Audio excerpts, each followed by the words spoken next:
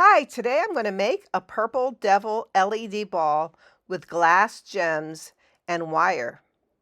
As an Amazon affiliate, I do make a slight bit of money if you click on my links, but the reason I have a detailed description of many of the supplies that I use, it's for your benefit. So if you want to look at them, go for it. Okay, number one, I made a bunch of swirls out of 14 gauge wire. And I'm just going to show you how I made these swirls. I took a big ring of coil of 14 gauge wire and chopped it up into smaller pieces. And then with various tools, I used needle nose pliers, and I use these baling wires, and then sometimes I just wrap the wire around my fingers. There's lots of different ways you can make coils. And I even have a video that is in my description that you can watch if you want to watch me make different coils. And I just made a whole bunch of different sizes of coils. I took a bunch of coils and just plopped them on my work table so that they're there for me to grab. I like to use kind of a free-flowing way of doing things. Next thing I did, I soldered the coils over the silicone ball. So what I'm meaning by free-flowing, this is my gel flux that I like to use that I did indicate in my description. I like to use gel flux because it tends to not run all over the place. It kind of stays where you put it. Anyways, what I was saying is I don't really plan ahead exactly what I'm doing. So it's kind of like an organic way of creating as I go. So anyway, so that's why I made a whole pile of these swirls out of this 14 gauge wire, as I mentioned, and then I can just place them wherever I want to. Now I did have to give them a little bit of a bend so that they would go around the silicone ball. So this is a silicone ball that you would normally use to fill with resin and make some resin art. What I did was I filled the inside with stuffing and put a piece of plastic silicone at the end. You can use any kind of plastic just so that your stuffing doesn't get all gooey. And I'm using that as my base to work on. That thumbtack right there is a thumbtack that I made by covering a regular stainless steel thumbtack with silicone. So I'm going to have a video on that sometime. I made a whole bunch of different thumbtack covers just as an experiment to figure out which one I like the best. So that's why they all look a little bit different.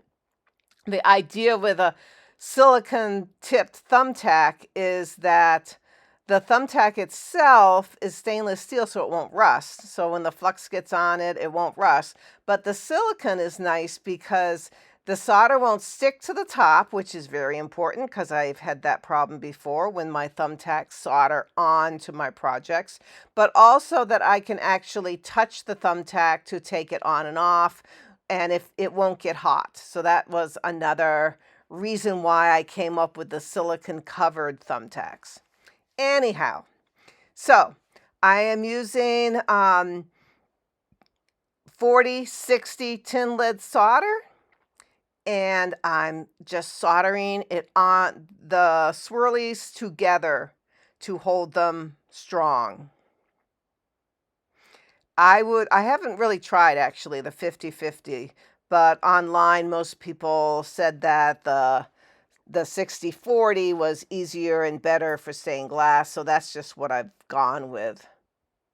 Anyways, so I'm soldering these swirls on all over the place, and you could use brass wire if you want to, or you could use the bare copper wire. You just don't want to use wire that is tinted with something. They do make wires that are specially coated so that they don't rust or turn colors. Well, we don't want that for soldering because we want to actually solder into the copper itself. So we don't want something to get in the way of the soldering. Now, yes, you can use tinned wire if you want to. That's that's copper or brass wire that's already been coated with solder, and that actually makes it easier in a way to solder too, because it already has a thin coating of solder.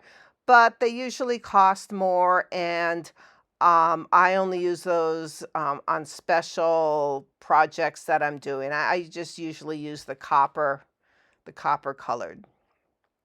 So right now I'm making real sure that all my large spaces are full with swirls. Sometimes I might have to bend the swirls that I made a little bit differently. Remember, I just made a pile of them. It's not like I made them specifically for this particular space on my project.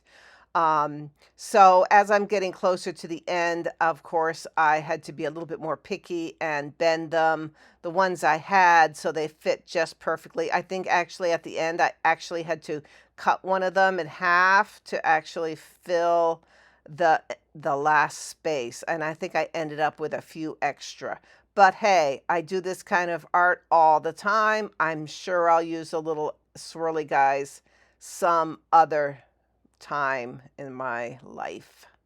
So as you see, I'm just soldering them together. I'm using either brand new solder that's on that solder stick that I'm holding. That's brand new solder. Or on the left-hand side, the right-hand side of the picture, there's little globs of solder on the table there. And so sometimes I'll just scoop up a little piece of solder that I already have used. It's just like an extra little glob, and I'll use that waste solder as a solder to actually use. So I put the flux on all of it, and then when I just touch my iron to the wire itself, it kind of like wraps around the wire and makes it all coated. Now I'm going to add crystals, and I do have a video on how to foil crystals. So crystals, make sure you get glass crystals, because plastic ones, you might have a tendency of them melting on you. So I always use glass. And because the crystals are very thin on the edges, I would take a piece of either 3mm foil and cut the foil in half. So I'm only using a very thin stripe. Or if I only have the 7/32 wide foil, then I would probably cut it in 4 or even 6 little stripes to be able to use that to wrap around your the crystal. Now just make sure when you do use just a very thin piece of solder of foil that you squish it down very well, because that's all that's holding the foil to the glass, and thus that's the only thing that's holding the solder to the foil to the glass. So if you don't want your glass to pop out of your project while you're when you're done, you want to make sure that the foil is really adhered nicely to your crystals. Now there has been, even with this project, there was a couple of the crystals that when I was putting them on,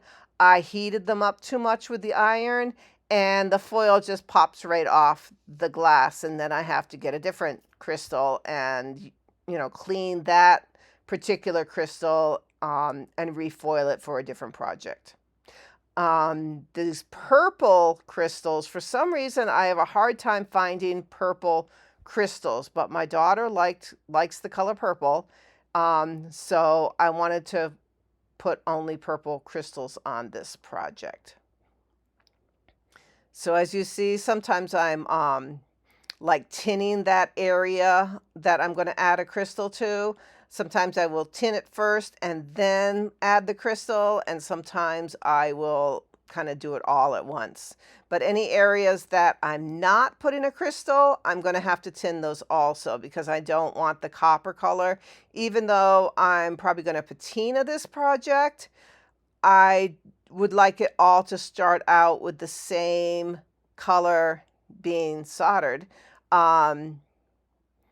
before I do the final patina. Now you might have noticed that my fingers have these weird cots over them. Those are silicone that are on my left hand there for a while. I guess I just took them off in this stage. But they were a little bit handy because they did help dissipate the heat for when I was touching my project. They tend to fall apart a little bit, but they did help. Now I'm going around different spots where it needs extra solder to either cover the wire itself, or add more crystals, or just strengthen spaces between the loops. Now that I'm done with the whole soldering, I'm going to clean the project itself, and then after I've cleaned it as much as I can, I'm now going to take out the stuffing and take out the silicone itself. So you're going to see that there is just tons of stuffing. I really crammed this in because I wanted it to be pretty sturdy so that my thumbtacks would poke into it. And ta-da, I took the silicone ball out. And it's really cool because now I have this empty shape. I'm going to wash it again, and now I'm going to spray and brush on copper patina. So originally I thought I should have it copper colored. So if you really want it copper when you're done, you could have not covered all of the wire. You could have hoped that the copper patina and the copper wire would come out the same color, although I don't think they really do. I think you're better off covering the whole thing with solder. But as you see, it really comes out as a nice copper color, but I don't know, it just didn't really seem to stand out as much as I wanted it to. So because I changed my mind, I decided to spray and brush on some black patina. So even though I washed it and all and looked at it and hemmed and hawed, I decided I want it darker. So I sprayed on some black patina. So yeah, the color itself when it's done is kind of a darker copper, because probably if I just started right off with the black, it would have been a lot blacker. But I actually like the look when I was done, so I'm fine with it.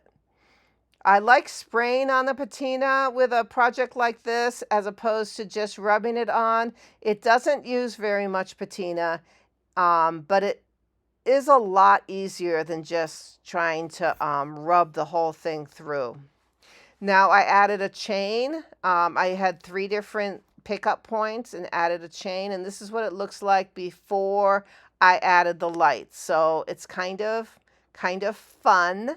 And then I filled it with fairy lights. So this is filled with LED fairy lights. I think there were 100 lights in this particular chain of fairy lights. And it's a fun, like a Christmas ball. Thanks for watching, and watch my other LED ball videos too. They're all different and they're all fun. Thank you. Bye-bye.